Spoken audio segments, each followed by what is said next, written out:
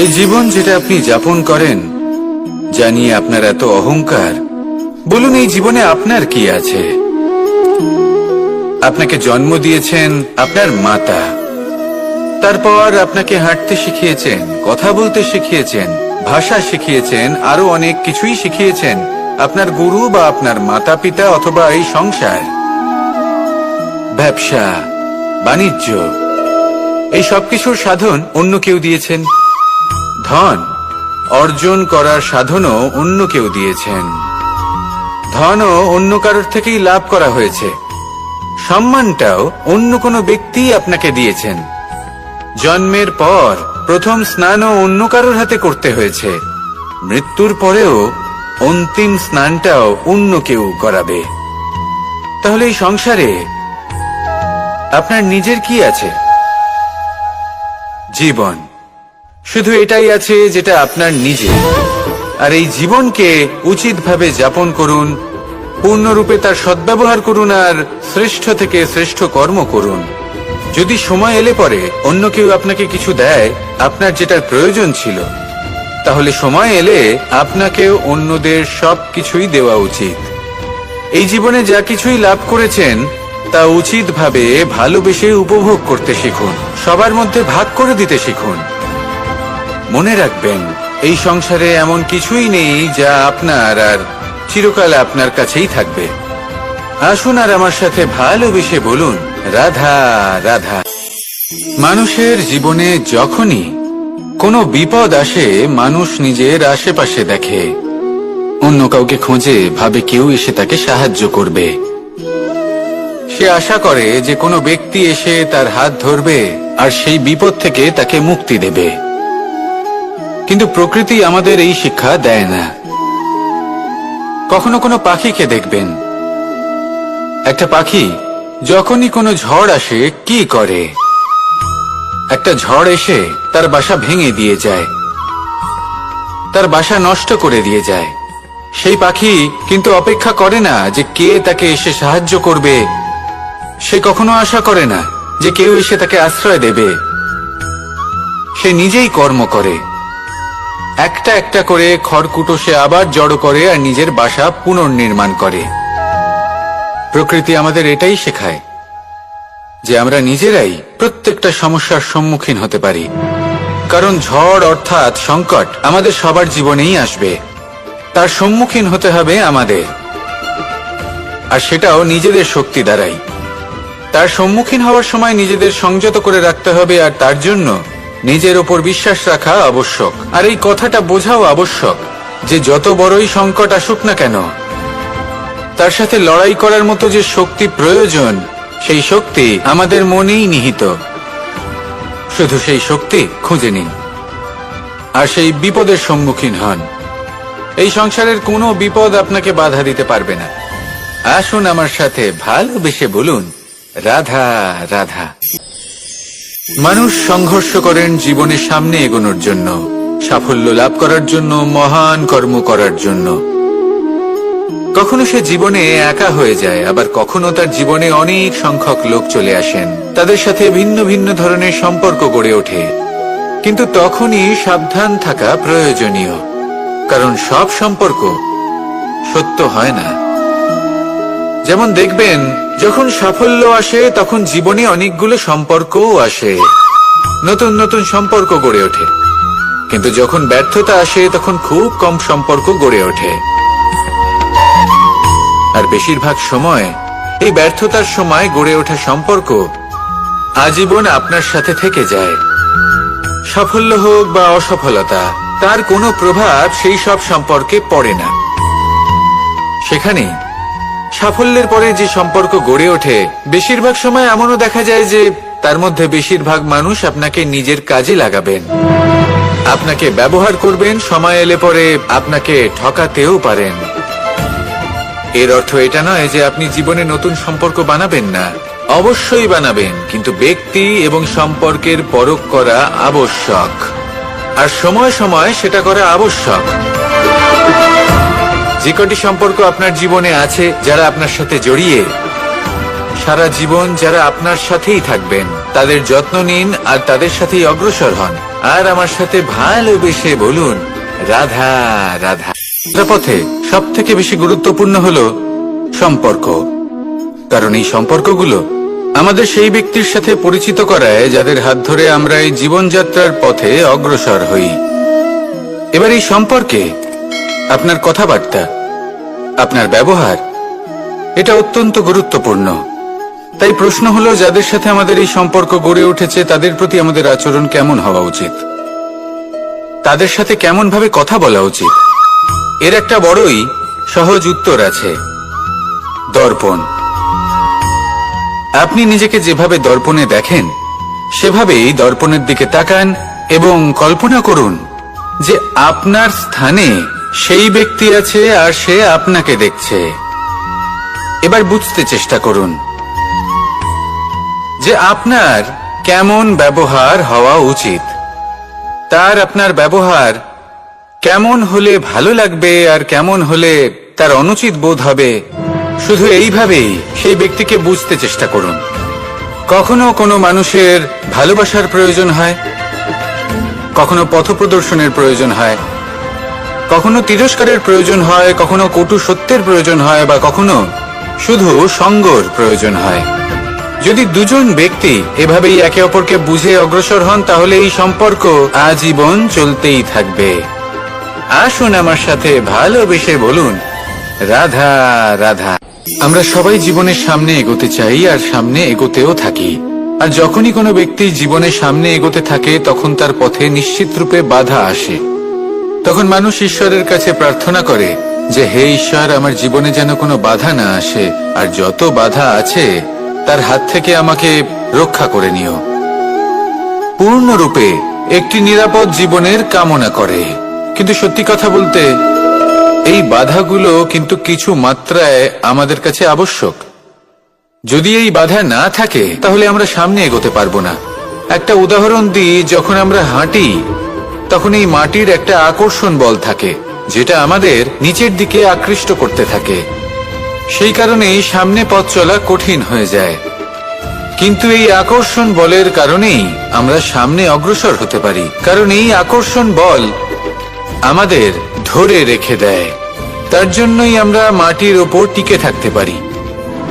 যদি আকর্ষণ বল না থাকে তাহলে আমরা ভারসাম্য হারিয়ে ফেলবো, আর ভারসাম্য হারালে এগিয়ে চলা অসম্ভব হয়ে যাবে। সেই জন্য কখনো জীবনে পূর্ণরূপে নিরাপদ জীবনের কামনা করবেন না।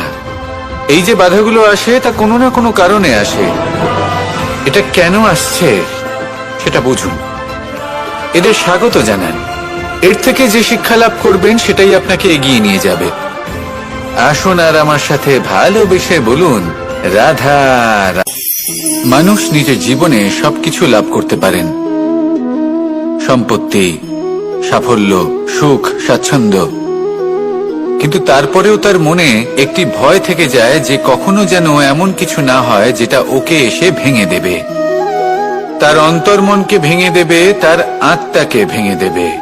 কিন্তু সত্যি কথা বলতে কিছু ভাঙলেও তাতে ভয় পাওয়ার কোনো প্রয়োজন নেই।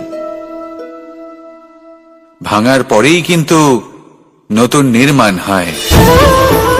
এটাই তো প্রকৃতি আমাদের শেখায়।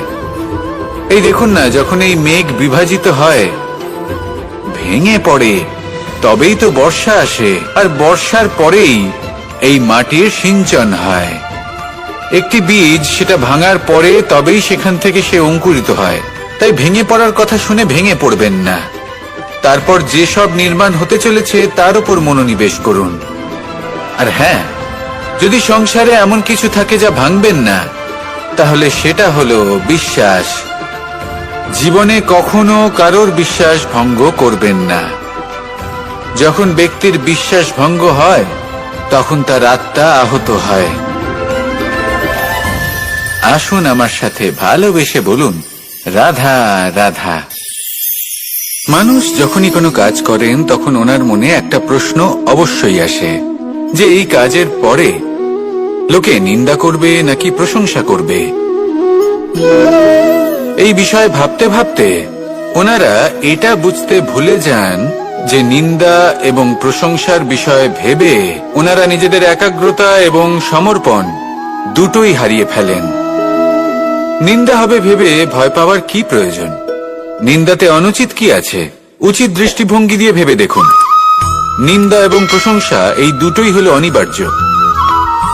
নিন্দা যখনই হয় তখন যে যাই বলুক না কেন, আপনি একটা সুযোগ লাভ করেন, একটা সুযোগ নিজের ভুল বুঝতে পারার। সেটা শুধরে নিতে পারেন, নিজের পথ বদলে নিতে পারেন আর সাফল্যের পথে অগ্রসর হতে পারেন। একটা শিক্ষা পাওয়া যায় এই নিন্দা দ্বারা। আর যখন প্রশংসা লাভ হয় তখন আমাদের মন আনন্দে ভরে ওঠে। এই দুটোই অত্যন্ত প্রয়োজনীয়। সেই জন্য নিন্দা এবং প্রশংসার এই খেলায় জীবনের অঙ্কটা বদলে ফেলবেন না, সেটা অনুচিত হবে। কারণ জীবন না শুধু নিন্দার বিষয় আর না শুধু প্রশংসার, জীবন হলো আত্মিক সুখের বিষয়। যখন আপনি কোনো শ্রেষ্ঠ কাজ করেন, আপনার মন আপনাকে বলে দেবে যে আজ আপনি কোনো শুভ কাজ করেছেন। সেটাই হলো আত্মিক সুখ, এটাই হলো জীবন। তাই নিন্দার মাধ্যমে যে দুঃখ জীবনে আসে বা ফেলে আসা অতীতের জন্য আপনার জীবনে যে দুঃখ আসে, সেগুলো ভাবা বন্ধ করে দিন আর কর্ম করুন এই বর্তমানের জন্য, আগামী ভবিষ্যতের জন্য। আসুন আমার সাথে ভালোবেসে বলুন রাধা রাধা। প্রত্যেকটি মানুষ জীবনে কখনো না কখনো এই কথাটা নিশ্চয়ই শুনেছেন যে ভাগ্যের থেকে বেশি আর সময়ের পূর্বে কিছুই পাওয়া যায় না। আর এটা সত্যিও বটে, কিন্তু এর থেকেও বড় একটা সত্যি আছে, আর সেটা হলো যে আপনি নিজেই নিজের ভাগ্য রচনা করতে পারেন নিজের কর্মের দ্বারা। যেমন ধরুন, যদি আপনার ভাগ্যে কোনো জিনিস না থাকে তাহলে সেটা এসেও চলে যাবে, আর যদি ভাগ্যে কিছু থাকে তাহলে তা নিজেই আসবে, যদি আপনি সেই কর্ম করেন। যেমন ধরুন পাণ্ডবরা, ওনাদের জীবন কি ছিল, ওনাদের সাথে কি হয়েছিল? ওনাদের পিতা বনবাসী হয়েছিলেন, অকাল মৃত্যু লাভ করেছিলেন। এবার এটাই যদি ওনারা নিজেদের ভাগ্য বলে মেনে নিতেন আর কিছুই না করতেন, তাহলে মহাভারতের সেই যুদ্ধে জয়লাভ করে সমস্ত ভূমণ্ডলের স্বামী কি করে হয়ে উঠতেন? অর্থাৎ হতে পারে সিংহ বনের রাজা, কিন্তু শিকার নিজে পায়ে হেঁটে তার কাছে আসে না। সেই ভোজন লাভ করার জন্য সিংহকে কর্ম করতেই হয়। তাহলে আপনার ভাগ্যে যেটা আছে সেটা আসবে, কিন্তু কর্মের জোরে আসবে। তাই কর্ম করতে থাকুন আর আমার সাথে ভালোবেসে বলুন রাধা রাধা। লোভ এবং ক্রোধ, এই দুইয়ের মধ্যে সম্পর্ক খুব গভীর। এবার আপনি বলতে পারেন যে এটা আমি কি বলছি, একটু বোঝার চেষ্টা করুন। জীবনে যখনই আমরা কোনো বস্তু লাভ করতে চেষ্টা করি, তার বাসনা পোষণ করি, আর যখন সেই বস্তু আমাদের কাছে আসে, আমরা চাই যে এটা আমাদের সাথেই থাকুক, আমরা সেটা সংরক্ষণ করে রাখার চেষ্টা করি। লোভের জন্ম হয়, আর যখন তাকে সংগ্রহ করে নিজের কাছে ধরে রাখতে পারি না, যখন সেই বস্তু আমাদের থেকে দূরে চলে যায়, তখন সেই লোভ ক্রোধে পরিবর্তিত হয়ে যায়। এবার এই ক্রোধ কি করে? এই ক্রোধ আপনার মনে ভয় উৎপন্ন করবে, কিছু সন্দেহ উৎপন্ন করবে, মনে হবে যে যেন আমি সেই বস্তুর যোগ্যই ছিলাম না, আমার চেষ্টায় কোনো ত্রুটি ছিল, আমি কোনো অনুচিত কিছু করেছি। আর এই যে ভ্রম, সেটা আস্তে আস্তে আপনার মনকে ব্যাকুল করে তুলবে, আর এই ব্যাকুল মন আস্তে আস্তে আপনার যুক্তি তর্কের ক্ষমতাকে নাশ করে দেবে। তর্ক বিতর্কের শক্তি অর্থাৎ বিবেক। আর যখন আপনি নিজের বিবেক হারাবেন, তখন এমন মনে হবে যেন আপনি নিজের জীবন নষ্ট করেছেন। এর অর্থ এটা নয় যে জীবনে কামনা করবেন না, ইচ্ছে পোষণ করবেন না। অবশ্যই ইচ্ছে পোষণ করুন, আর যা কিছু লাভ করতে চান তা অর্জন করুন, কিন্তু তার প্রতি মনে লোভ জন্মাতে দেবেন না, সেটা অনুচিত ব্যাপার। একবার যদি লোভ জাগ্রত হয়, তাহলে সেটা আপনাকে আপনার পতনের দিকে নিয়ে যাবে। তাহলে লোভকে নিজের থেকে দূরে রাখুন, ক্রোধও আপনার থেকে দূরে থাকবে। আসুন আমার সাথে ভালোবেসে বলুন রাধা রাধা। দেখুন, এটা তো সবাই করে থাকেন। ধনের কামনা করা, ধন অর্জন করা, ঈশ্বরকে ধন্যবাদ জানানো সবাই করেন, কিন্তু ফল সবাই পান না। কারণ বেশিরভাগ মানুষই পেছনে ফিরে তাকিয়ে এটা ভাবেন যে আমরা তো জীবনটা যাপনই করলাম না। এই জীবনে সবকিছু আছে, সম্পত্তি আছে, স্বাচ্ছন্দ্য আছে, সাফল্য আছে, শুধু সুখ আর শান্তি নেই। এবার এরকমটা কেন হয়? এর পেছনে কারণটা কি? কারণ হলো এটাই যে জীবনে বাঁচার যে বিধি আপনি নির্বাচন করেছেন তা কিছুটা অনুচিত। জীবনে কিভাবে বাঁচা উচিত, জীবন যাপন কিছুটা রীতি মেনে করা উচিত। অর্থাৎ সবাইকে ভালোবাসুন, কারোর সাথে ছলনা করবেন না, সম্পর্ক গড়ে তুলুন, তা পালন করুন। যদি ধন অর্জন করতে চান তাহলে নীতি মেনে করুন, ভেবেচিন্তে পরিকল্পনা করে। আবার বলবো, কারোর সাথে কোনো ছলনা নয়, কোনো অনুচিত কর্ম করবেন না ধন অর্জন করার জন্য। আর যদি ঈশ্বরকে ধন্যবাদ জানাতে চান তাহলে প্রীতি দ্বারা করুন। আর যে ব্যক্তি রীতি, নীতি আর প্রীতি এই তিনটি ভাব বুঝে উঠতে পারে এবং তা আত্মসাৎ করে নিতে পারে, তার অতীত, ভবিষ্যৎ এবং বর্তমানকাল সবকিছু সংযত হয়। আপনি কিভাবে জীবনযাপন করতে চান, কিভাবে ধন অর্জন করতে চান, ঈশ্বরকে ধন্যবাদ জানাতে চান, নির্বাচন আপনার। আসুন আমার সাথে ভালোবেসে বলুন, রাধা রাধা। ভয় হলো মানুষের জীবনে এমন একটি আবেগ যেটা না থাকলেও মঙ্গল, আর থাকাটাও প্রয়োজনীয়। এই ভয় মাঝে মাঝে মানুষকে কোনো কর্ম করা থেকে বাধা দেয়, আবার কখনো মানুষকে এই ভয়ই কোনো কর্ম করতে প্রেরণা প্রদান করে। এবার যেমন মৃত্যুর পর আমরা স্বর্গ লাভ করব নাকি নরক বাস করব, সেই বিচারটা ভয় হিসেবে মানুষের মনে ঘর করতে থাকে। আর এই ভয়ের বিষয়ে মানুষ এতটাই ভাবে যে নিজের জীবনের লক্ষ্য, উদ্দেশ্য, রীতি এই সব কিছুর বিষয়ে ভুলে যায়। দেখতে গেলে মৃত্যুর পরে কি হবে সেটা আমাদের মধ্যে কেউ জানে না, সেটা তো মৃত্যুর পরেই আমরা জানতে পারবো। কিন্তু এই মৃত্যু পর্যন্ত নিজের জীবনের সারথি হলেন আপনি নিজেই, তাই না? আপনি চাইলে এই জীবনকে স্বর্গও করতে পারেন, আবার নরকেও পরিণত করতে পারেন। নির্ভর করছে আপনার কর্মের ওপর আর আপনার আপনজনের ওপর। আপনি যাদের আপন বলে মনে করেন, অনেক সময় যাদের আপনি বন্ধু বলে মনে করেন, কথায় আছে যে প্রকৃত বন্ধুর মধ্যে ঈশ্বর বসবাস করেন। এই বন্ধু আপনাকে হয় পথ থেকে সরিয়ে দেবে বা উচিত পথে নিয়ে আসবে। এরাই আপনার জীবনকে স্বর্গ করে তুলতে পারে বা আপনাকে নরক পথেও টেনে নিয়ে যেতে পারে। তাই জীবনে নিজের কর্মের বিষয়ে আর নিজের সঙ্গের বিষয়ে ভাবুন, সতর্ক হয়ে এগোন, আর আমার সাথে ভালোবেসে বলুন, রাধা রাধা।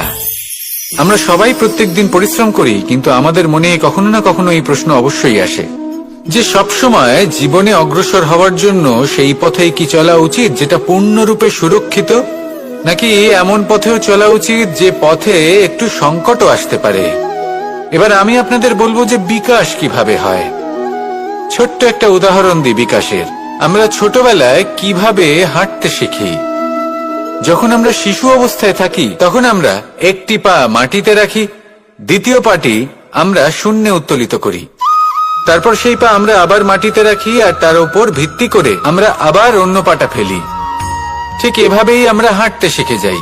এবার এক্ষেত্রেও আমরা ছোট্ট একটা ঝুঁকি নিই, আর সেটা হলো যে আমরা পাটি শূন্যে উত্তোলিত করেছি। এতে বিপদ হলো এটাই যে আমরা ভুল করে নিজের ভারসাম্য হারাতে পারি, পড়ে যেতে পারি।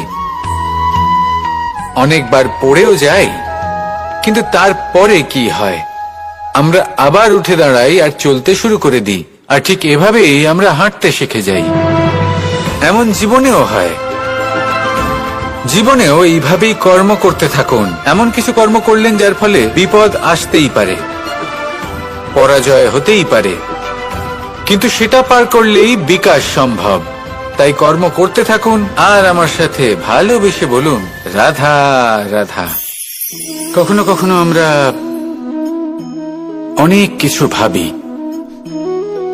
তারপর দুঃখী হয়ে যাই যে এত কিছু ভাবা সত্ত্বেও আমরা যে কর্ম করতে চেয়েছিলাম সেটা করতেই পারলাম না। যে লক্ষ্যটা আমরা লাভ করতে চাইছিলাম সেটা করতেই পারলাম না। আমরা সংসারের সামনে এটা ঘোষণা করে ফেলি, কথা দিয়ে ফেলি যে এই কর্ম আমি করে দেখাবো, এই সাফল্য আমি প্রাপ্ত করেই ছাড়ব, কিন্তু করতেই পারি না। তার কারণটা কি? চেতনা, আমাদের একাগ্রতা। আমরা একাগ্র হয়ে পড়ি এই সংসারকে কিছু প্রমাণ করে দেখানোর জন্য, যেখানে আমাদের একাগ্রচিত্ত হওয়া উচিত নিজেদের কর্মের উপর। কোনো বস্তু বা কোনো সাফল্যের কামনা করা, তার জন্য পরিকল্পনা করা, তার জন্য কর্ম করা আর তা প্রাপ্ত করা, এটা আমাদের কর্তব্য। আর আমাদের মনোযোগ শুধু সেদিকেই কেন্দ্রীভূত হওয়া প্রয়োজনীয়। এই সংসারকে বলার কোনো প্রয়োজন নেই। একবার যদি আপনি কর্ম করে দেখান তাহলে সংসার এমনিও দেখতে পাবে। সেই জন্য প্রতিশ্রুতি দেবার পরিবর্তে দৃঢ় সংকল্প করে অগ্রসর হতে থাকুন। শুধু ভাবার বদলে কর্ম করতে শিখুন, আর বলার পরিবর্তে সেটা করে দেখাতে শিখুন। একবার সাফল্য লাভ করুন, তারপর এই সংসারকে বলবেন যে এটা আমি ভেবেছিলাম আর সেটাই আমি করে দেখিয়েছি। কর্ম করুন, আর আসুন আমার সাথে ভালোবেসে বলুন, রাধা রাধা।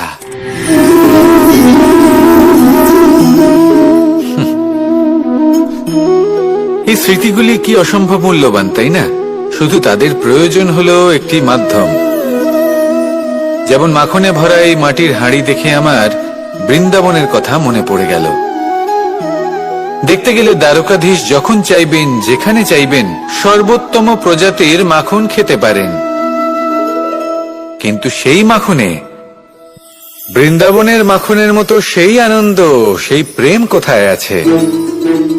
বৃন্দাবনে গোপীদের হাঁড়ি ভেঙে মাখন খাওয়া, বাড়িতে লুকিয়ে চুরিয়ে ঢোকা, পরিশ্রম করা, চুরি করে হাঁড়ি ভেঙে মাখন খাওয়া, তার মধ্যে যে আনন্দ ছিল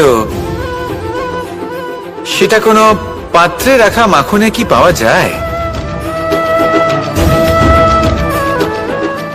মায়ের বকা খাওয়া, মায়ের প্রেম অনুভব করা, ওনার হাত থেকে মাখন খাওয়া, যমুনার তটে বসে গোপীদের সাথে হাসি ঠাট্টা করা, রাধাকে উত্ত্যক্ত করা, বৃন্দাবনের স্মৃতিগুলি হলো অমূল্য। যখনই সেগুলো স্মরণ করি তখন এই মন প্রফুল্ল হয়ে ওঠে। কিন্তু আপাতত আমি এই মাখনটা খেয়ে তৃপ্তি লাভ করব। আপনিও আপনার জীবনে সেই অমূল্য অদ্ভুত মুহূর্তগুলোকে স্মরণ করুন এবং আনন্দিত থাকুন। আমার সাথে ভালোবেসে বলুন, রাধা রাধা। কখনো কখনো আমাদের নিজেদের ভাবনা চিন্তাই জীবনের পথে অগ্রসর হতে বাধা দেয়। আমাদের চিন্তা ভাবনা আমাদের সীমাবদ্ধ করে দেয়। আমরা প্রত্যেক দিন পরিশ্রম করি, কিছু দেখি, কিছু লাভ করি, কোনো একটা স্থানে পৌঁছই, আর একটা সময় পরে মনে কেমন যেন একটা ভাবনা উৎপন্ন হয় যে আর কত দেখব, এত কিছু তো দেখে নিলাম, এত কিছু তো লাভ করলাম, এত সাফল্য অর্জন করলাম, আর কত লাভ করব? আর সেখানে আমরা থেমে যাই। এটা হয় আমাদের ভাবনার সীমাবদ্ধতার জন্য। কিন্তু যদি জীবনের কথা বলি, জীবন যদি আপনাকে সেই স্থানে পৌঁছে দেয়, তাহলে তার পরবর্তী পথটাও জীবন আপনাকে নিশ্চিত রূপেই দেখাবে। প্রয়োজনটা হলো সেই পথটা দেখার এবং সেই পথে অগ্রসর হওয়ার। আর যেটা আমাদের জীবনযাত্রার সাথে হয় সেটা জীবনের সাথে এবং আত্মার সাথেও হয়ে থাকে। আমরা জীবনে প্রগতি লাভ করি, বিকাশ লাভ করি, কিন্তু একটা সময় পরে আমরা থেমে যাই। আমাদের সেটাই করলে চলবে না। এই জীবনযাত্রা, প্রগতি, বিকাশ, এই সব কিছুর সমাপ্তি তখনই সম্ভব যখন জীবন সমাপ্ত হবে। তাই নিজেকে বাধা দেবেন না, নিজের জীবনের উদ্দেশ্যকে সীমিত করবেন না। সামনে অগ্রসর হতে থাকুন আর আমার সাথে ভালোবেসে বলুন, রাধা রাধা। আজ আপনাকে আমি একটা কাহিনী শোনাবো। রাধার সখী ললিতা একদিন প্রসাধন করছিল।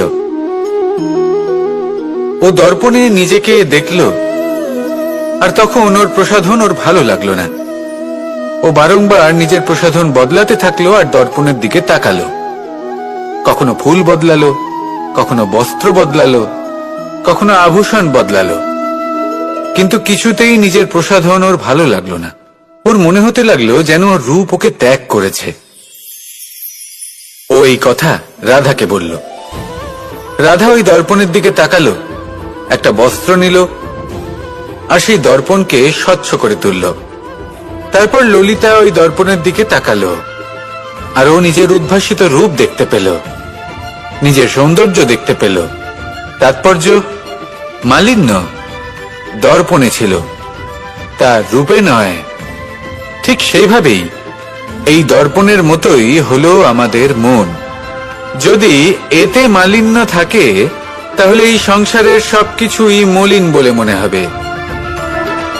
আপনি যদি এই সংসারের সৌন্দর্য দেখতে চান, এই সংসারের শুভ কি সেটা জানতে চান, তাহলে নিজের মনকে স্বচ্ছ করে তুলুন। আসুন আমার সাথে ভালোবেসে বলুন, রাধা রাধা। এটা কোনো এক সময়ের ঘটনা। মাটির নিচে ছিল জল আর মাটির ওপর ছিল একটা বৃক্ষ, আর সেই বৃক্ষে ছিল একটা পাতা যা আকাশকে স্পর্শ করত। যখনই কোনো ব্যক্তি আসতেন সেই পাতাকে দেখে তার প্রশংসা করতেন। তাই বলে আকাশে সোনার মেঘ কত ছবি আঁকে, আপনার নাম কবু লিখে নাহি রাখে। অর্থাৎ প্রতিনিধি ওই বৃক্ষের পাতাকেই মনে করা হতো, সব প্রশংসা ওই পাতাকেই করা হতো।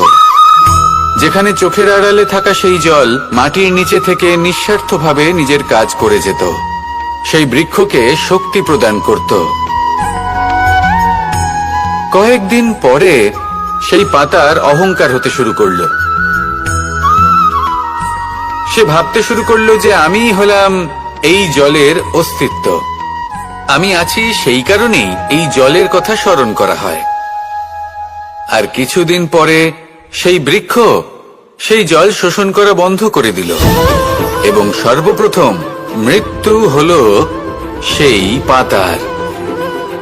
সেই পাতা যা আকাশকে স্পর্শ করছিল তা ঝরে মাটিতে পড়ে গেল, আর প্রত্যেক ব্যক্তি তার ওপর দিয়ে হেঁটে চলে যেত, তাকে দেখে আর কেউ প্রশংসা করত না।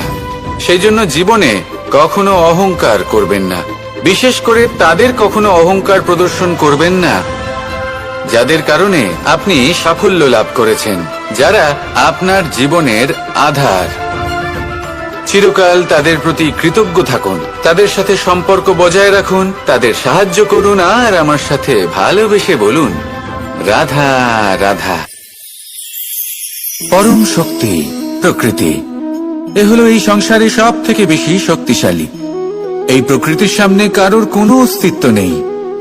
এই প্রকৃতি আমাদের জীবন যাপনের জন্য অসংখ্য সম্পদ প্রদান করেছেন, আর তার সাথে এই বিষয়টার দিকেও বিশেষ যত্নবান হয়েছেন যে আমরা যেন এর মোহজালে ফেঁসে না যাই। যেমন পেট ভরানোর জন্য চাল ডাল প্রদান করেছেন, তার সাথেই সেই চাল ডালের মধ্যে কীটের উপস্থিতি রেখেছেন, যাতে সেই চাল ডাল সময়ের সাথে সাথে খারাপ হয়ে যায়। উচিত সময় যদি গ্রহণ না করেন তাহলে সমস্ত সবজি নষ্ট হয়ে যাবে। যেমন আমাদের এই মনুষ্য শরীর, তা সে যতই সুন্দর হোক না কেন, মৃত্যুর পরে এই শরীরে পচন ধরে, যাতে এই শরীর থেকে দুর্গন্ধ বেরোয়। এমনটা প্রকৃতি কেন করেছে? যাতে আমরা যত শীঘ্র সম্ভব সেই দেহের অন্ত্যেষ্টিক্রিয়া করতে পারি, তাকে বিদায় জানাতে পারি, আর তাকে পঞ্চমহাভূতে বিলীন হতে দিতে পারি। প্রকৃতি যেটা করছে সেটা অনুচিত নয়। প্রকৃতি এই কারণে এমন করে যাতে আমরা কর্মবন্ধনে আবদ্ধ থাকি, মোহর বন্ধনে নয়। যেমন ধরুন এই শস্য, ধরুন আপনি চেষ্টা করছেন এই শস্য পেতে এবং আপনার জীবনে সেই শস্য আপনি লাভ করছেন অত্যাধিক মাত্রায়, তাহলে তা ভোগ করুন আর বাকি শস্যটা সবার মধ্যে ভাগ করে দিন, যাতে অন্যেরও পেট ভরে তাতে। যদি আপনি সাফল্য লাভ করেন, শ্রেষ্ঠ কর্ম করেন, শ্রেষ্ঠ ব্যক্তি হয়ে ওঠেন, তাহলে কখনো অহংকার করবেন না, অহংকারী হয়ে উঠবেন না।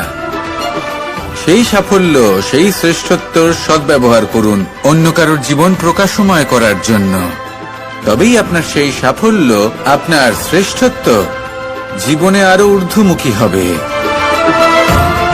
সবার শেষে আমরা সবাই পঞ্চমহাভূতে বিলীন হয়ে যেতে চলেছি। উচিতভাবে এই জীবনের সদ্ব্যবহার করুন, কর্মের সাথে জড়িত থাকুন, এই প্রকৃতির পথপ্রদর্শন মানতে থাকুন, আর আমার সাথে ভালোবেসে বলুন রাধা রাধা। এই ফুল কি সুন্দর হয়, তাই না? মন মোহিত করে দেবার মতো রং, সুগন্ধ, আর এতটাই কোমল হয় যে খুব সহজেই আপনি একে পিষে দিতে পারেন। এই ফুল আপনাকে কিছুই বলবে না, প্রতিবাদও করবে না, আপনাকে আঘাতও করবে না, আপনি কোনো চিৎকার শুনতে পাবেন না। শুধু যাওয়ার সময় আপনার হাতে মধুর একটা সুবাস রেখে যাবে। কিন্তু এই কাজটা আপনি কাঁটার সাথে করতে পারবেন না। কাঁটা আপনাকে অত্যন্ত যন্ত্রণা দেবে, সেটা আপনিও জানেন। এবার এই ফুল আর কাঁটার মধ্যে যে পার্থক্য, সেটাই হলো পার্থক্য সজ্জন এবং দুর্জনদের মধ্যে। কখনো কখনো আমাদের জীবনে এমন কিছু ব্যক্তি আসেন যারা অত্যন্ত কোমল, তাদের আমরা দমন করে বসি, আর বেশিরভাগ সময় তারাই আমাদের সবথেকে বড় শুভাকাঙ্ক্ষী হন। তারা চাইলে বিরোধিতা করতেই পারেন, চাইলে আমাদের উপর প্রহার করতেই পারেন, কিন্তু তা করেন না। আর এই কথাটা আমরা তখন বুঝতে পারি যখন বাস্তবে আমাদের সামনে কোনো শত্রু, কোনো দুর্জন ব্যক্তি, কোনো কাঁটা বাধা হয়ে দাঁড়ায়। তাই জীবনে কোনো ব্যক্তি যদি নীরব থাকে, কোমল হয়, তাকে দমন করবেন না। হতে পারে সেই ব্যক্তি আপনার জীবনের সবথেকে বড় পুঁজি হয়ে ওঠেন। আসুন আমার সাথে ভালোবেসে বলুন রাধা রাধা। এই সংসারে এক, এই সংখ্যাটি অত্যন্ত শক্তিশালী। আপনি জীবন যাপন করেন একবার, জন্মগ্রহণ হয় একবার, মৃত্যু আপনি একবারই লাভ করেন। এই এক সংখ্যাটি অত্যন্ত গুরুত্বপূর্ণ। যদি আপনি এককে একের বিরুদ্ধে করে দেন, তাহলে সেটা হলো রাজনীতি। মানুষ সেখানে ষড়যন্ত্র করতে শিখে যায়। আর যদি আপনি এককে একের সাথে মিলিত হতে না দেন, তাহলে সেটা কূটনীতি হয়ে দাঁড়ায়, মানুষ সেখানে ছলনা করতে শিখে যায়। এবার যদি আপনি এককে একের সাথে মিলিত করে দুই করে দেন, তাহলে সেটা গণনীতি হয়ে দাঁড়ায়। মানুষ সংগ্রহ করতে শেখে, লাভ করতে শেখে। আর যদি আপনি এক এবং এক মিলিয়ে শূন্য করে দেন, তাহলে তাকে আধ্যাত্ম বলা হয়, যেখানে আমরা নিজেকে ঈশ্বরের কাছে পূর্ণরূপে সমর্পণ করে দিই। আর যদি আপনারা এক আর এক, এই দুইকে মিলিয়েও একই থাকতে পারেন, তাহলে তাকে প্রেম নীতি বলা হয়। যেমন আমি আর রাধা, না আমরা শূন্য আর না আমরা দুজন ভিন্ন, দুজন ভিন্ন হয়েও আমরা অভিন্ন। এর দ্বারা জীবনের অর্থ বুঝতে পারা যায়। তাই এই অর্থ বুঝতে শিখুন। এই মন প্রসন্ন হয়ে বলবে রাধা রাধা। আমরা মনে করি অন্যের উপকার করা, কারোর ভালো করা, কাউকে সাহায্য করা, সেবা করা, দান করা, সুখে দুঃখে কারোর সাথে থাকা, এ হলো আমাদের জীবনের সবথেকে বড় কর্তব্য। এটাই আসল কর্তব্য। কিন্তু এটা কি সত্যি? না। কর্তব্যের জন্য অনেক সময় মানুষকে অনেক অনেক যন্ত্রণা ভোগ করতে হয়। এমন কিছু কর্তব্য থাকে যা পালনের জন্য মানুষকে এমন কিছু পথ দিয়ে যেতে হয় যেখানে কাঁটা আছে, দুঃখ আছে, যন্ত্রণা আছে, বিপদ আছে। সেটা পার করে তবে ও নিজের কর্তব্যকে পূর্ণ করতে পারে। অন্যের উপকার, ভালো কাজ করা, কাউকে সাহায্য করা, দান করা, সেবা করা, সুখে দুঃখে সঙ্গ দেওয়া, এটা কর্তব্য নয়, এটা হলো আনন্দ। কারণ এতে আপনারই জীবন আরো সুখময় হবে, আপনি আরো সুখ পাবেন, আপনার স্বাস্থ্য আরো ভালো হবে, আপনি জীবনে আরো ভালো ভালো মানুষ পাবেন। আর সব থেকে বেশি যদি এ কিছু বাড়িয়ে তোলে, তাহলে তা হলো প্রেম। তাহলে একে কর্তব্য মনে করবেন না। এ হলো শুধুই সেই পথ যাতে অগ্রসর হয়ে আপনি নিজের জীবন অত্যন্ত সুখময় করে তুলতে পারবেন। তাহলে আপনি এটাই করুন, আর আমার সাথে ভালোবেসে বলুন রাধা রাধা। আপনি কখনো একটা পর্বতকে দেখে থাকবেন। দিনের বেলায় যদি দেখেন এই পর্বতকে কত সুন্দর দেখতে লাগে, এত বিশাল এত সুন্দর প্রকৃতির এই দৃশ্য দেখে মনে শুভ চিন্তার উদ্ভব হয়। এবার সেই পর্বতকেই আপনি অন্ধকারে দেখুন, ততটাই ভয়াবহ মনে হয়। এবার এটাই হয় মানুষের সাথেও, আর এটাই হয় অন্য কোনো স্থানের সাথেও। এবার এর কারণ কি? তাহলে কি মানুষের রূপ, তার ব্যক্তিত্বের কোনো মাহাত্ম্য নেই? না, এরকম কখনোই নয়। এর সমস্ত কৃতিত্ব পায় প্রকাশ। শুধুমাত্র এই প্রকাশই আপনার গুণকে, আপনার ব্যক্তিত্বকে, আপনার রূপ আরো উজ্জ্বল করে সংসারের সামনে নিয়ে আসে। তাহলে আপনিও অন্ধকার থেকে প্রকাশের পথে অগ্রসর হন, সেই মানুষগুলোর দিকে অগ্রসর হন, সেই দিশায় অগ্রসর হন যা আপনার ভেতরের গুণগুলিকে, আপনার ব্যক্তিত্বকে সংসারের সামনে আনতে পারে। যদি আপনি তা করতে পারেন তাহলে আপনি জীবনভর সুখী থাকবেন। আসুন আর আমার সাথে ভালোবেসে বলুন, রাধা রাধা। আপনি কখনো সূর্যের আলোকে নিজের হাতের মুঠোর মধ্যে রাখার চেষ্টা করেছেন? আপনি নিশ্চয়ই জানেন যে সেটা সম্ভব নয়। আপনি জলকে কখনো বেঁধে রাখার চেষ্টা করুন, সেটাও সম্ভব নয়। কিন্তু যখন এই সূর্যের প্রকাশ, এই উত্তাপ পৃথিবীতে আসে, তখন ধরিত্রী কি করে? সে সমস্ত বনস্পতির মধ্যে তা ভাগ করে দেয়, তাদের বিকাশের সহায়ক হয়ে ওঠে। আর এই ধরিত্রীকে পুজো করা হয়, একে ধরিত্রী মাতা বলা হয়।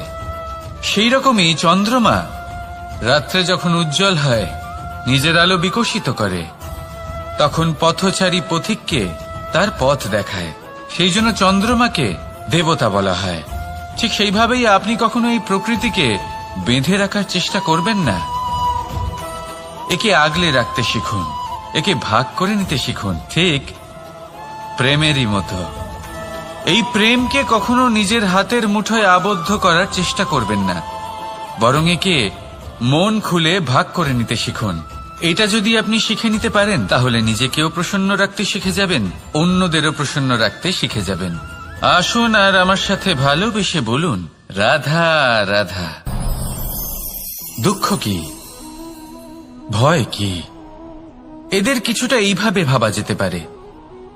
জীবনে যখনই আপনি কিছু একটা লাভ করবেন, তখন সেটা হারানোর ভয় তার সাথেই চলে আসে। যেমন আপনি যদি ধন অর্জন করেন, ধন হারানোর ভয় তার সাথেই চলে আসে। সম্পত্তি অর্জন করলে সেটা লুট হবার ভয় তার সাথেই চলে আসে। আর এটা জীবনের সাথেও হয়। যেই মুহূর্তে আপনি জন্ম নেন, মৃত্যুর ভয় তার সাথেই চলে আসে। জন্ম না নিলে মৃত্যু কিভাবে হবে? মৃত্যুর ভয় কোথা থেকে আসবে?